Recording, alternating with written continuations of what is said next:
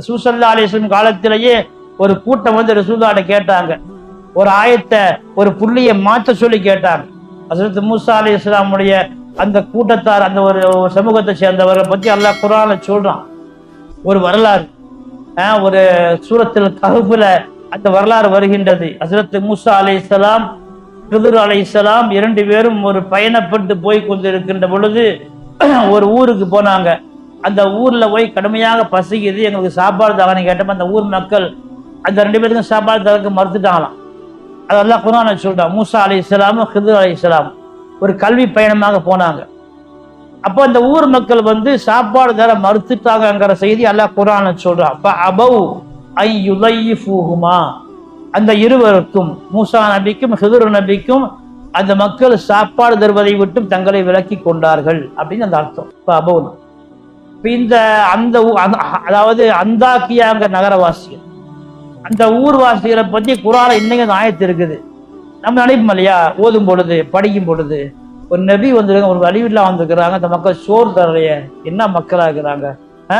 ஒரு ஆலிம்சா வந்தாலே நம்ம சாப்பாடு தரணும்னு ஆசைப்படுறோம், ஆலிம்சாக சாப்பாடு கொடுத்தா நம்ம ஆசைப்படுறோம். ஒரு நபி வந்து சாப்பாடு கேட்டா அது கொடுக்கலையே அப்படின்ட்டு அந்த ஊர் மக்கள் எல்லாரும் ஏசத்தான் செய்யறோம், என்ன மக்களா இருக்காங்க அப்படின்ட்டு. அப்ப அந்த படிக்கும் போதெல்லாம் அந்த அர்த்தம் தெரிஞ்சு போதும் போதெல்லாம் அந்த மக்கள் நம்ம சொல்லிட்டே இருக்கும், நபிமார்களை புறக்கணிச்சிட்டாங்களே அப்படின்னு. கிதுர் அலைஹிஸ்ஸலாம் மிகப்பெரிய வலியுள்ள அவளை புறக்கணிச்சிட்டாங்களே அப்படின்ட்டு. இப்ப இந்த நிகழ்வை ஸல்லல்லாஹு அலைஹி வஸல்லம் காலத்துல வந்து சொல்றாங்க அந்த மக்கள், அந்த அந்தாக்கியா நகர மக்கள், அந்த கூட்டத்தார். அல்லாஹ்வின் திருத்தூதரே, எங்களுக்கு மிகப்பெரிய கேவலமா இருக்குது இந்த ஆயத்தின் மூலமாக. எங்க மூதாதைகள் அந்த குடுக்காம முட்டாங்க, அதை காலமெல்லாம் ஓதிட்டு இருக்கிறாங்க. எனவே அந்த ஃபஅபவுங்கிற இடத்துல அந்த பேவுல உண்டான புள்ளியை கீழே உள்ள புள்ளி எடுத்துட்டு அதுக்கு மேல ரெண்டு புள்ளி போட்டா ஃபஅத்தவுன்னு ஆயிடுச்சு. ஃபஅபவுங்கிற இடத்துல பேர் ஒரு புள்ளி கீழே தெரியா, அந்த புள்ளி எடுத்துட்டு மேல ரெண்டு புள்ளி போட்டா ஃபஅத்தவு. ஃபஅத்தவுன்னு சொன்னா சாப்பாடு கொடுத்தாங்கன்னு அர்த்தம். அப்படி செய்ய சொன்னாங்க மக்கள் வந்து, இது ஒரு மாற்றம் செய்யுங்க அப்படின்ட்டு.